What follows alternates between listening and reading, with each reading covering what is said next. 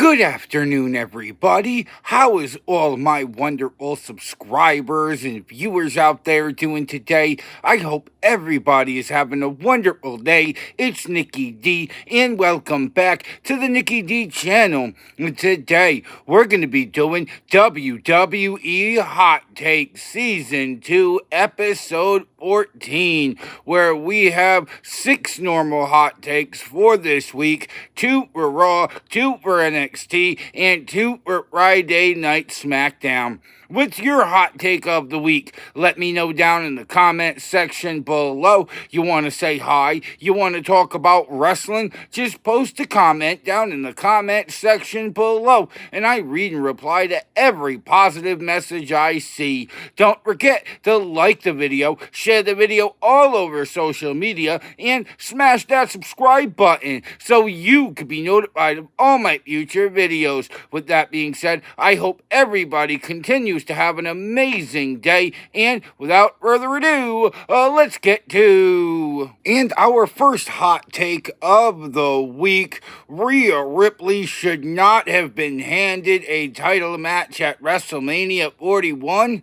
Well, this past Monday night, Adam Pearce came out and confirmed that it'll be a triple threat match for the Women's World Championship between Io Sky, Bianca Belair, and Rhea Ripley at WrestleMania 41. And my honest opinion, Bianca Belair didn't want to sign the contract right off the bat. She didn't think Bianca Belair belonged in this match, deserved to be in this match. And not only do I understand where Bianca Belair is coming from, I completely agree with Bianca Belair regarding that. And I'm not against Rhea Ripley being in this match. I'm not against it being a triple threat match. I would have had Rhea Ripley have a qualifying match on this episode of Monday Night Raw, and if she won that, then she would have been put into the match at WrestleMania 41, and then Rhea Ripley would have earned her way into the Women's World Championship match at WrestleMania 41, but instead, last week's double disqualification with Bianca Belair as the special guest referee led to this triple threat match that will be taking place at WrestleMania 41. And honestly, I don't like the call, in my opinion. I agree with Bianca Belair. I think Rhea Ripley should have had to earn her way into this match. Of course, Rhea Ripley was all smiles when Adam Pearce made the announcement. But I also felt like we wasted the viewers' time over the last few weeks, because we could have easily just been like, this match is happening at WrestleMania 41 2 or 3 weeks ago, before we had Bianca Belair become a special guest referee, because 2 weeks ago, these 3 women were brawling in the back, and Adam Pearce said Rhea Ripley was acting like a child, and it's just another example of Rhea Ripley, in my opinion, turning into Charlotte Flair, by being handed title opportunity after title opportunity, even though you can't come through and win the match. When Rhea Ripley faced Io Sky the first time, and Bianca Belair was a quote-unquote distraction for Rhea Ripley, maybe Rhea Ripley should have kept her eye on the prize. When we had Bianca Belair as the special guest referee, maybe Rhea Ripley should have stayed focused and kept her emotions in check. If she did either one of those things, she probably would have won one, if not both of those matches.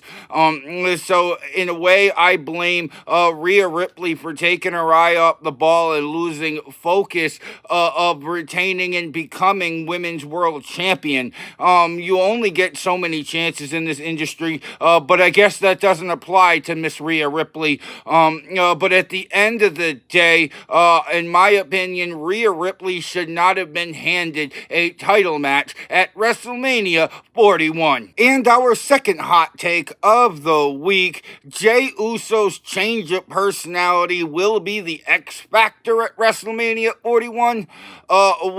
Jey Uso came to the ring this past Monday night, and there was no yeeting after what Gunther did to Jimmy Uso last week while Jey Uso was zip tied to the rope. And Jey Uso came out decked in black and white with the black shades, walked to the ring, and Jey Uso cut one of the most passionate promos we have ever seen from Jey Uso, and it was probably one of the best promos of his career, as he immediately slapped the mic out of the hand of Gunther, and he asked Gunther how his mom was doing this week, and he went on to tell Gunther how his conversation with his mom went. He told him that I had to tell my mom that my brother Jimmy is in the hospital right now with 15 stitches in his head, and I feel like this new personality of Jey Uso really woke him up. It's made him a more serious competitor. Yes, I love the fun, bouncing around, Yeet Master, throwing Yeet parties every week, Jey Uso. But if you don't have that serious side to you, if you don't have that do anything it takes to retain or capture a championship, then you're not going to retain or capture a championship in WWE. You need to be the complete package. Jey Uso showing up and showing out when it matters, given, like I said, a passionate promo this week on Monday Night Raw. It's definitely been one of the best storylines that WWE has told on their road to WrestleMania. I feel like Gunther versus Jey Uso for the World Heavyweight Championship is definitely one of the more hyped up matches on the card. It's one of the matches that us as fans want to see, can't wait to see, and it'll be happening at WrestleMania 41. No, but Jey Uso just looked outright phenomenal with the change of personality that he has had over the past 7 days. And I really feel like if this Jey Uso shows up to WrestleMania 41, then we could be seeing a new World Heavyweight Champion. As dominant as Gunther is, as dominant as Gunther has been in this rivalry over the Usos, it's just going to be that much bigger of a mountain I feel like Jey Uso is going to have to and will climb at WrestleMania 41. So I really feel like Jey Uso's change of personality will be the X Factor at WrestleMania 41. And our third hot take of the week will take us down to NXT. Fraxium looked in top form with a win against debuting Swipe Right. Swipe Right made their debut in NXT after being on Wednesday's Evolve show over the last few months, and Swipe Right did look excellent in their match against Fraxium. But Fraxium over the last year has quickly proven that they are one of, if not the best tag team, not only in all of NXT, but in all of professional wrestling right now. They fly around the ring so well. It doesn't even matter whether they're on the same page or not, because Fraxium's offense seems to always work in their favor, and that's the entertaining thing about Fraxium. Every single time they come out, not only do they come out and show up and show out, but they always deliver something we've never seen before from them. And it's really impressive that they can do that considering how long they've been in NXT. I believe they've been a team now for just over 2 years. But Fraxium looking better than they have ever been. Whether it's Nathan Frazier high flying off the ropes, or it's Axiom Fraxium with a suicide dive to the outside.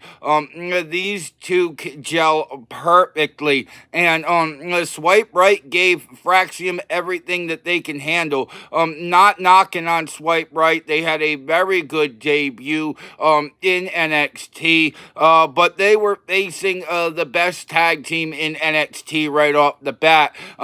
So expecting a win right out the box when you're given an opponent like that is very difficult to perform. But Fraxium just looked in top form. That's the best way to describe them going into Stand and Deliver. And whoever is able to come out of the gauntlet and become Axiom and Nathan Frazier's opponent at Stand and Deliver definitely has their work cut out for them, slowing down the high-flying Fraxium team that have been NXT Tag Team Champions now for almost a year. It doesn't matter who you put him against. They're able to come out and do what they have to do to retain the tag team titles. And honestly, I don't mind if they were to lose at WrestleMania 41, or not WrestleMania 41, NXT Stand and Deliver, because I feel like if they were to get called up to the main roster today, I feel like they would fit in perfectly, whether it be on Friday Night SmackDown or Monday Night Raw. I feel like Fraxium is that ready for the main roster. I feel like their championship reign, like I said, that's lasted over a year, really proves that they are ready for the main roster. And I think Swipe Right has a wonderful future in NXT. But like I said, whoever comes out of the gauntlet match is going to have a tough time shutting down Fraxium, because at the end of the day, Fraxium looked in top form with a win against debuting Swipe Right. And our fourth hot take of the week, Julia turning heel was a moment of the night. Well, this past Tuesday on NXT, Jordynne Grace was going one-on-one with Jada Parker, as Stephanie Valkyrie still had yet to make her decision on who she wants to face at Stand and Deliver. Stephanie Valkyrie was at ringside for this match, and these two women put on a pretty good match, before it spilled to the outside. Jada Parker bumped into Stephanie Valkyrie, and Stephanie Valkyrie wasn't having any of that. So Jada Parker looked at her, slapped her across the face, which really got Stephanie Valkyrie angry. She tried to slap Jada Parker, ended up slapping Jordynne Grace after Jada Parker ducked, and because of that, this match ended in disqualification.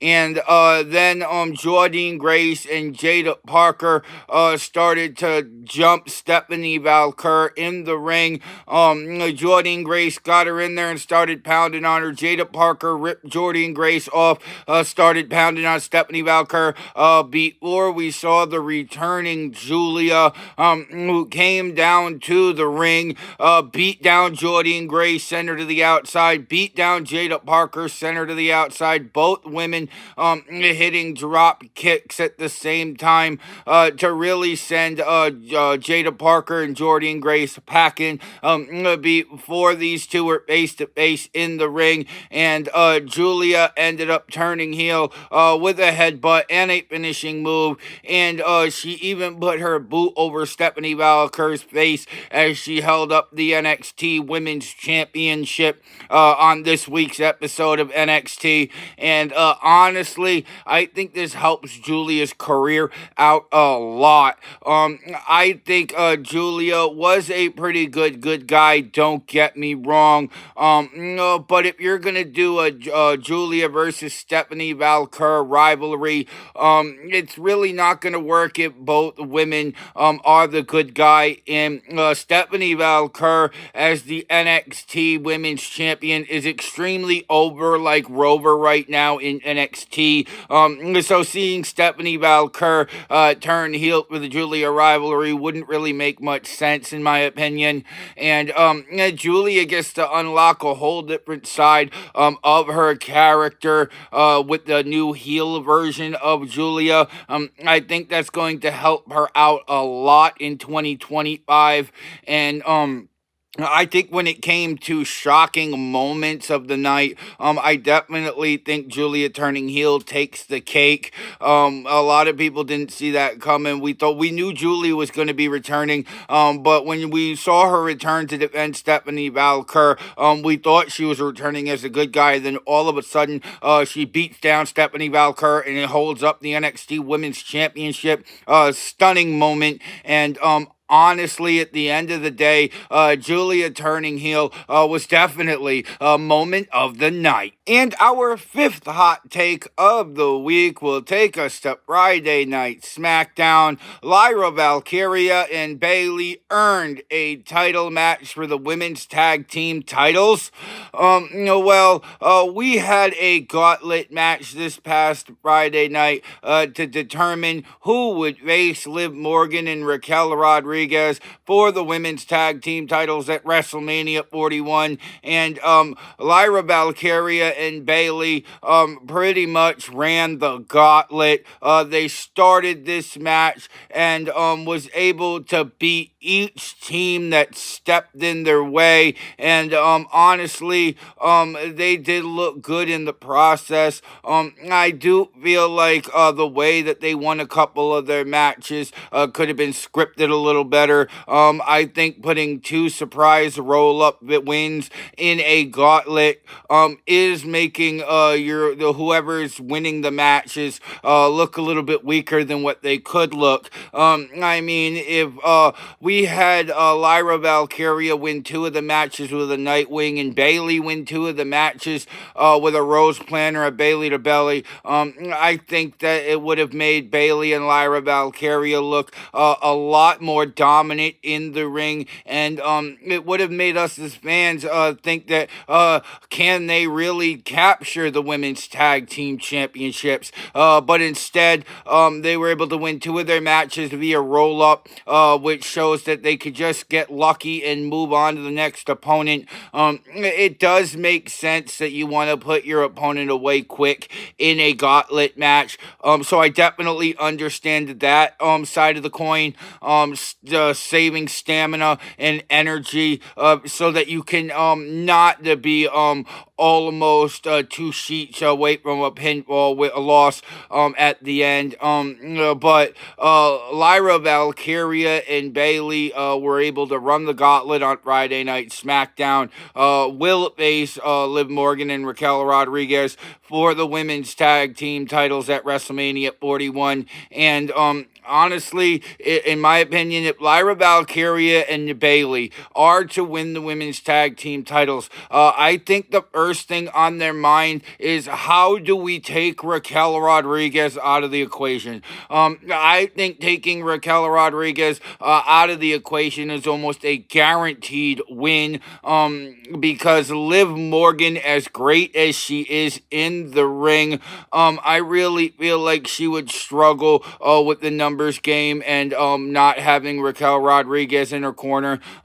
So I think if Lyra Valkyria and Bayley are to become new tag team champions, they really need to take Raquel Rodriguez out of this match and out of this equation as much as they can, because the more they could stick with the double teams and the more they could get Liv Morgan off the ropes, I feel like the better of a chance that they will have at becoming new champions. I do think that if Raquel Rodriguez gets going with the power game and the constant tags to Liv and back and forth, and they cut the ring in half, honestly, I don't think Lyra Valkyria and Bayley stand much of a chance, especially just running the gauntlet 8 days ago. But at the end of the day, I feel like Lyra Valkyria and Bayley earned a title match for the women's tag team titles. And our final hot take of the week,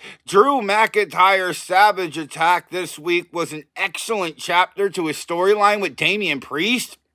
Uh, Drew McIntyre and Damian Priest got into a big brawl this past Friday night. Drew McIntyre had the eye patch over his eye, and he ended up somehow standing tall, and he made a bunch of eye comments during his promo. But at the end of it, he took the eye patch off, revealed that he was back at 100%. Then Damian Priest came back out of the ring because WWE security is horrible at doing their job, I guess. Because Damian Priest stormed to the ring regardless of security holding him back, and ended up brawling with Drew McIntyre again. Drew McIntyre slamming him on the steel steps. Very brutal attack. Before ripping up the necklace up of Damian Priest's neck, and honestly, it made Drew McIntyre look crazy, like a psychopath. Damian Priest looking like he stands almost no chance at WrestleMania 41, as it was confirmed that Drew McIntyre and Damian Priest will be going one-on-one at WrestleMania 41 in a Sin City street fight. So I'm guessing they're going to be fighting out in the Las Vegas Strip all night, which I'm totally here for. I wouldn't mind that match going an entire 3 hours out on the Strip while we have other matches happening in the ring and we just get updates throughout the night. I'm totally here for something like that. But Drew McIntyre looked like a beast this week. He looked like somebody that if he can go out at WrestleMania 41 and look as good as he did tonight, we could be seeing a title opportunity for Drew McIntyre in 2025 as well. I do think that the storyline between Drew McIntyre and Damian Priest has extremely gone under the radar over the last few weeks, but it has been great. Whether Drew McIntyre is put through a car backstage or Damian Priest is slammed into steel steps tonight, they've really gone at it, and it's been extremely personal between these two men, and it definitely could steal the show come WrestleMania weekend. It's the only match on the card that's got some sort of street fight stipulation. So I expect brutality to be up to 2-9. I expect violence to be up to 2-9, and I expect this to be an all-out war between Drew McIntyre and Damian Priest, and honestly, probably one of the best chapters that we've seen in this storyline on their road to WrestleMania build. And at the end of the day, Drew McIntyre's savage attack this week was an excellent chapter to his storyline with Damian Priest. And that was WWE Hot Take Season 2, Episode 14. What's your hot take of the week? Let me know down in the comments section below. You want to say hi? You want to talk about wrestling? Just post a comment down in the comment section below, and I read and reply to every positive message I see. Don't forget to like the video, share the video all over social media, and you made it all the way to the end of this video. Go smash that subscribe button so you could be notified of all my future videos. And if you want to see some more of me, Nicky D, then go check out another one of my videos, because I got hours of content that'll keep you entertained well into the evening. With that being said, I hope everybody has a wonderful evening. I'm Nicky D. This is the Nicky D channel, and I will see all y'all beautiful people next time. Bye, y'all.